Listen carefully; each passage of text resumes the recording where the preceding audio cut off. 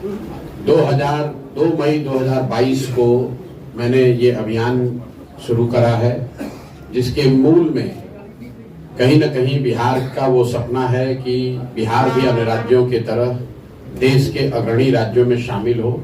जैसा कि आप जानते हैं, आज बिहार देश का सबसे गरीब, पिछड़ा, निरक्षर और बेरोजगार राज्य है।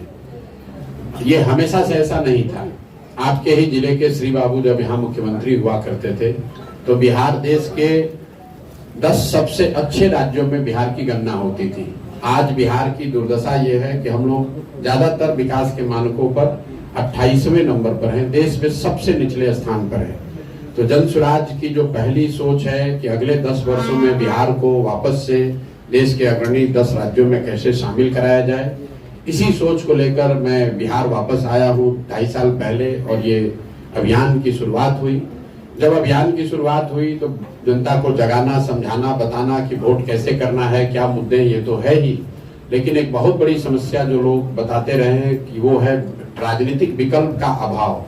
बिहार में पिछले 30-35 साल से समाज का एक बड़ा वर्ग लालू जी के डर से भाजपा को और भाजपा के डर से लालू जी को वोट करता आया है।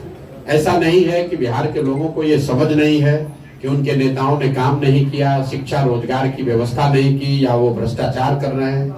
ये सब कुछ जानने समझने के बाद भी जनता उनको वोट इसलिए करती है क्योंकि कई बार लोगों को लगता है कि हमारे सामने दूसरा कोई विकल्प नहीं है।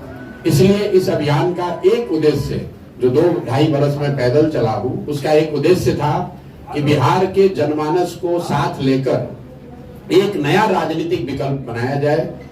और 2 साल करीब 5000 गांव में पैदल चलने के बाद 1 करोड़ लोगों को इकट्ठा करके जिस दल की नींव रखी गई पिछले साल 2 अक्टूबर को, उसका ही नाम है जन स्वराज।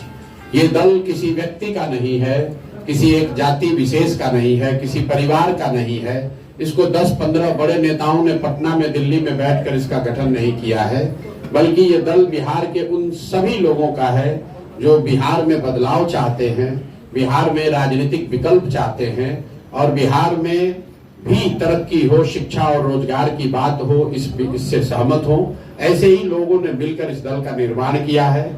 मैं इसका नेता नहीं हूँ, मेरी भूमिका इसके सूत्रधार की है, इसको साथ में जोड़ने बनाने की है।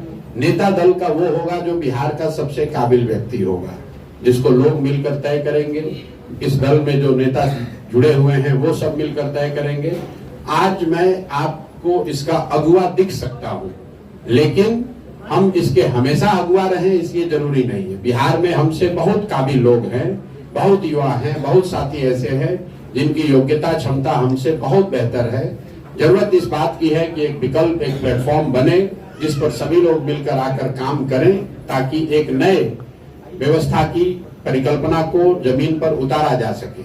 एक शब्दों में अगर हम कहें तो जन स्वराज आजादी से पहले जो महात्मा गांधी की कांग्रेस थी उसको पुनर्जीवित करने का अभियान है। जैसा कि आपने पढ़ा होगा, सुना होगा, आजादी से पहले जिस किसी को भी देश की आजादी में कुछ न कुछ योगदान करना होता था, वो बिना कुछ सोचे समझे उस समय की कांग्रेस को ज्वाइन कर लेता था। और उस समय की कांग्रेस जो महात्मा गांधी की कांग्रेस थी, जो श्री बाबू की कांग्रेस थी, लाला बाबू की कांग्रेस थी, उस कांग्रेस में ये व्यवस्था थी कि आपको अपनी क्षमता के अनुसार कुछ न कुछ काम करने को मिल जाता था। तो हम लोग पढ़ते हैं कि उस समय लोग आजादी की लड़ाई में कांग्रेस से जुड़े, कोई प्रभात फेरी निकाला, किसी ने अखबार निकाली, किसी कोई धरने पर बैठा, कोई जेल में गया, कोई रेलवे लाइन उखाड़ा, कोई बम फेंक कर आया। जिसकी जो क्षमता थी, जो समझ थी, उसने किया, लेकिन वो करने का माध्यम था कांग्रेस।